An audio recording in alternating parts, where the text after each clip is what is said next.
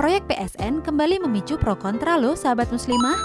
Kawasan mangrove dan tambak di Mauk, Kabupaten Tangerang, bagian dari hutan lindung milik Perhutani, bakal masuk proyek strategis nasional Pantai Indah Kapuk atau PSNPIK 2 yang akan mengelola seluruh area hutan lindung tersebut.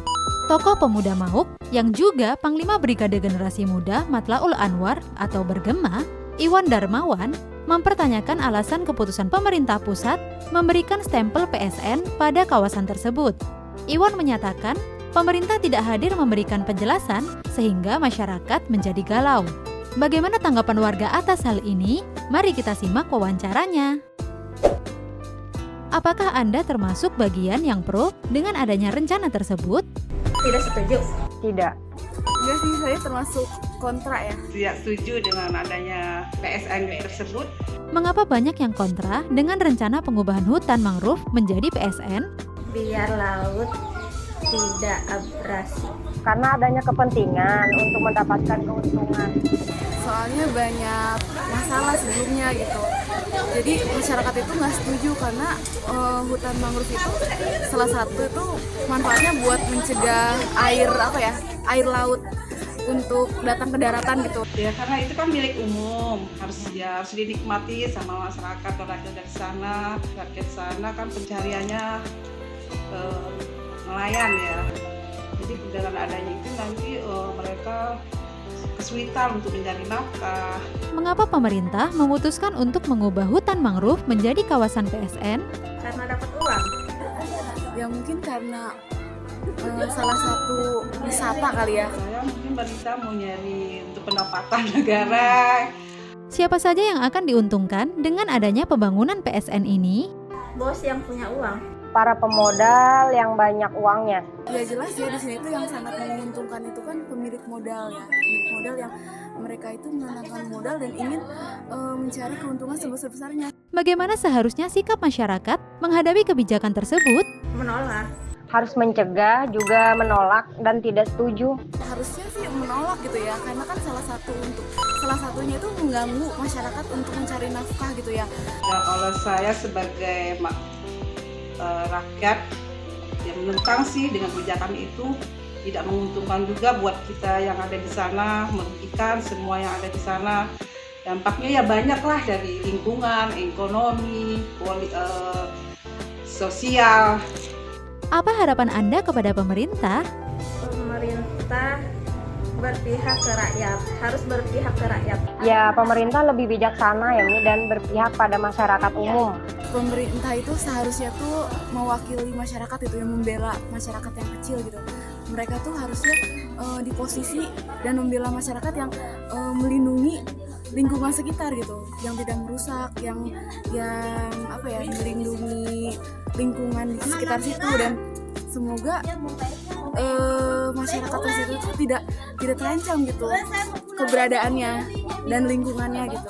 Ya harapan saya sih semoga dilihat kembali untuk kebijakan itu, kalau bisa tidak dilanjutkan, akan merugikan semua kita yang di sana gitu, yang di daerah.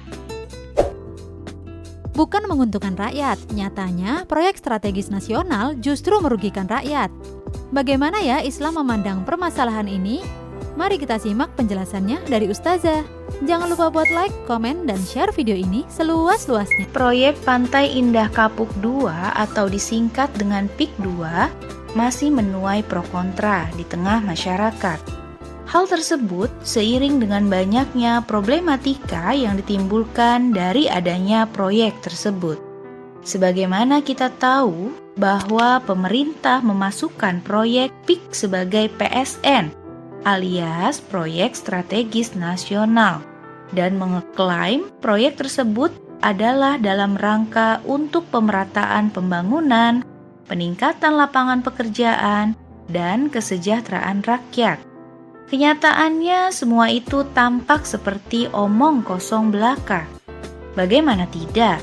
Jeritan rakyat jelata terdengar dalam kasus pagar laut, penggusuran lahan warga, dan lain-lain yang menjadi bagian dari proyek PIK 2. Selain juga, proyek ini ternyata menimbulkan konflik agraria, serta kerusakan lingkungan yang sangat merugikan rakyat, sebagaimana rencana menjadikan hutan mangrove Mauk sebagai bagian PSN PIK 2. Inilah konsekuensi pembangunan dalam sistem kapitalisme. Pembangunan hanya menguntungkan para oligarki. Sangat jelas bahwa pemerintah begitu loyal kepada para pemilik modal, sebaliknya begitu tega mengorbankan kepentingan masyarakat. Sungguh kian nyata bahwa pemerintah dalam sistem kapitalisme sekuler ini memang tidak benar-benar tulus melayani rakyat.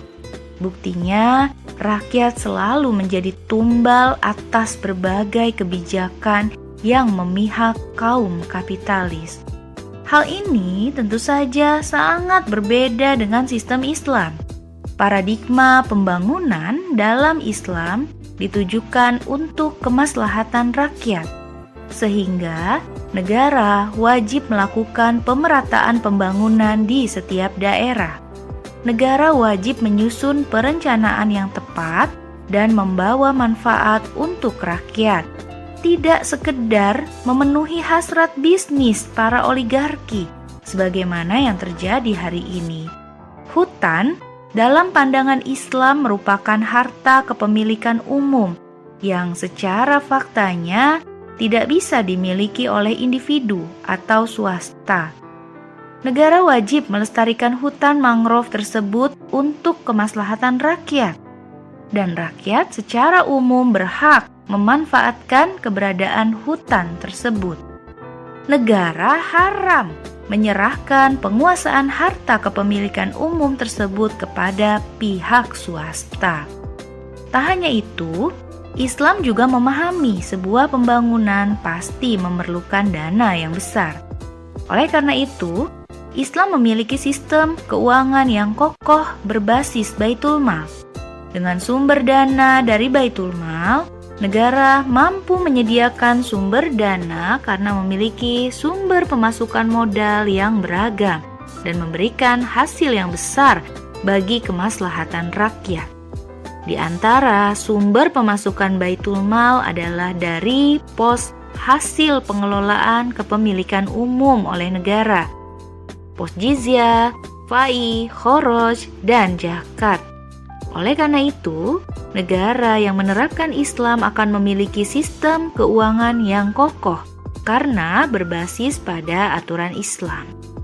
Negara dalam naungan khilafah juga tidak akan memberi ruang bagi kezoliman terhadap rakyat. Penguasa akan menjalankan pemerintahannya sesuai dengan tuntunan Al-Quran dan As-Sunnah. Tidak mudah tergiur dengan tawaran cuan dari para pengusaha. Karena bagi penguasa di sistem Islam, ketakwaan merupakan fondasi dalam kekuasaan. Oleh karena itu, ia akan menjalankan kepemimpinan berdasarkan syariat Islam, bukan hawa nafsu belaka. Dengan demikian, persoalan yang menjerat rakyat termasuk problematika PIK 2 akan segera usai jika Islam menjadi pedoman dalam kehidupan. Tentu saja hanya dalam naungan khilafah Rasyidah. Wallahu a'lam bishawab.